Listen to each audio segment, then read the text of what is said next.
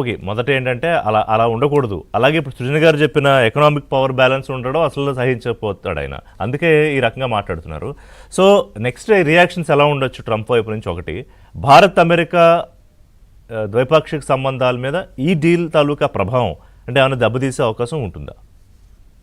అంటే ఇక దెబ్బతీసే స్థితిలో ట్రంప్ లేడు అనుకుంటున్నా. ఆయనకి ఏమాత్రం హేతుబద్ధత ఆలోచన పనిచేసిన సరిగ్గా ఇప్పుడు ఎదురుదాడి చేయటం కంటే రాజీ పడటం ఆయనకున్నటువంటి ప్రత్యామ్నాయం.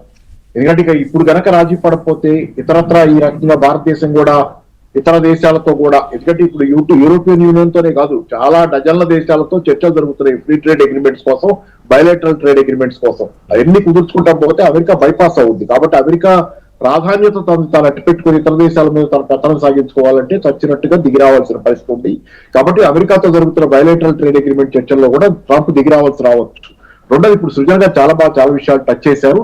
దానిలో బెల్ట్ అండ్ రోడ్ ఇనిషియేటివ్, చైనాతో మనం ఎంతవరకు బ్యాలెన్స్ అవ్వగలం అనే దగ్గర ఇక్కడ మనకి జరిగింది ఏంటంటే, చైనా ఎప్పుడో అమెరికా చేసే పనులను ఊహించి ట్రంప్ ఫస్ట్ టర్మ్ లోనే ట్రంప్ చేసిన పనులతోనే ఇట్లా చేయబోతున్నాడు అనే దాని నుంచి లెక్కలేసుకుని వాళ్ళు చాలా ముందుగానే రియాక్ట్ అయ్యి తమ ఎగుమతుల్ని ఇతర దేశాలకు విస్తరించుకున్నారు, ఇతర మార్కెట్లోకి ఎక్కువ వెళ్ళిపోయారు.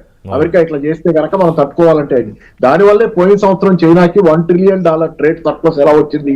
ఇంత కష్టకాలంలో ఎగుమతులు చేయడం చాలా కష్టమవుతున్న కాలంలో ప్రపంచంలో టారిఫ్ల వల్ల కానీ మాంద్యం వల్ల కానీ ఇట్లాంటి కాలంలో $1 ట్రిలియన్ సర్ప్లస్ సంపాదించింది చైనా.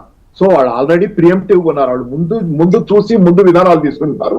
మనది రియాక్షన్ ఇప్పుడు ఏమైంది, మనం అమెరికా దెబ్బ కొట్టింది మనల్ని, ఆ దెబ్బ నుంచి కోలుకోవడానికి ఇప్పుడు ఆ యూతో ట్రేడ్ డీల్ మనకు ఉపయోగపడుద్ది. అంటే దెబ్బ వాళ్ళు కొట్టిన తర్వాత ఇప్పుడు కాదు, దెబ్బ నుంచి ఆ తగిలిన గాయాన్ని మానుకొని ఇంకా కాస్త ముందుకెళ్తారు. కాబట్టి మనం కూడా ప్రియంప్టివ్ గా ఉండాలి, విజన్ ఉండాలి, ముందు జరగబోయే పరిణామాలకి అడ్వాన్స్డ్ ప్లానింగ్ ఉండాలి. అది లేదు ఇక్కడ. కాబట్టి ఇదైనా beginning, at least we came out. ఇది ట్రంప్ కొట్టిన దెబ్బకు ఆయింట్మెంట్ రాసుకోవడమే కాదు కదా, తిరిగి దెబ్బ కొట్టినట్టే కదా ఇనేవే. అది కొట్టాం కానీ మనమైతే ఆయింట్మెంట్ రాసుకున్నాం. అమెరికా చైనా ఇప్పుడు చైనాతో బ్యాలెన్స్ గురించి మాట్లాడుతున్నాం. చైనాకి మనం ఏమి చెప్పగలం దీని నుంచి అంటే, చైనా ముందు నుంచే తనకి దెబ్బ తగలకుండా కాపాడుకుంది, ఎదురు దెబ్బ కూడా తీసింది.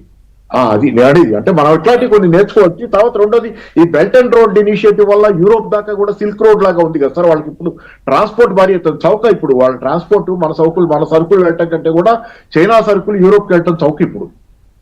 సచ్ ఏ థింగ్, అది కూడా కాంపిటేటివ్ దీనిలో ఉంటుంది రేపు పొద్దున అడ్వాంటేజ్ డిసడ్వాంటేజెస్ లో. So many things. అలాగే మన మార్కెట్ చిన్నది చైనా మార్కెట్ తో పోలిస్తే. ఇప్పుడు చైనాకు ఉన్న అడ్వాంటేజ్ ఏంటి, అది మార్కెటే కాదు, అది ఉత్పత్తి చేస్తుంది, ఎగుమతి చేస్తుంది, కూడా పెద్ద మార్కెట్. అది అమెరికాకు ఉన్న అడ్వాంటేజ్ ఏంటి, అది పెద్ద మార్కెట్ అంతే, అది ఉత్పత్తి చేయదు, తింటది. చైనా తింటది, ఉత్పత్తి చేసి ఎగుమతి చేస్తుంది. అట్లా మన పెద్ద మార్కెట్ లేదు, మన పెద్ద ఉత్పత్తిదారు కూడా కాదు, మన మార్కెట్ చిన్నది. ఎందుకంటే కంపారిటివ్ గా మనకు అంత పర్చేసింగ్ పవర్ లేదు.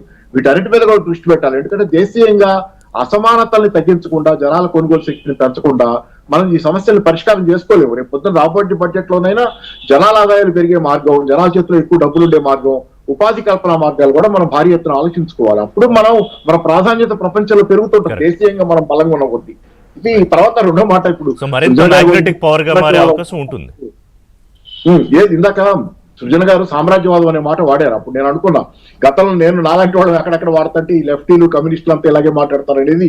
జనరల్ గా సామ్రాజ్యవాదం అని పొద్దుగా కమ్యూనిస్టులు ఉపన్యాసాలు ఐ ఫెల్ట్ జస్ట్ ఒకసారి అలా ఉలికిపడ్డట్టు అయింది. అవును, అన్ని చోట్ల నుంచి ఇదే మాట, బయట ఎక్కడ పోయినా సామ్రాజ్యవాదం అనే మాట ఇప్పుడు చాలా కామన్ అయింది. దాన్ని తీసుకొచ్చాడు కదా, మర్చిపోతాను కాదు, ఎప్పుడు అమెరికా సామ్రాజ్యవాదమే. అమెరికా కాకపోతే అప్పుడు కమ్యూనిస్టులు మాట్లాడేవాళ్ళు, ఇప్పుడు అందరూ మాట్లాడుతున్నారు. అది చూద్దాం నెక్స్ట్ పరిణామాలు ఎలా ఉంటాయి. బట్ థ్యాంక్స్ వెరీ మచ్ అండి పాపారావు గారు, పుల్లారావు గారు, సృజన గారు. ఇది వాళ్ళ ఏబిఎన్ బ్రేక్ఫాస్ట్ న్యూస్. అప్డేట్స్ కోసం కీప్ వాచింగ్ ఏబిఎన్. అది పాత విషయం. లేటెస్ట్ గా ఆయన విశేషంగా యూరోపియన్ దేశాలను తిట్టాడు. ఈవేళ మీరు అంతా పాడైపోయారు, డబ్బులు లేవు, మీరు ఎలా బాగుపడతారు,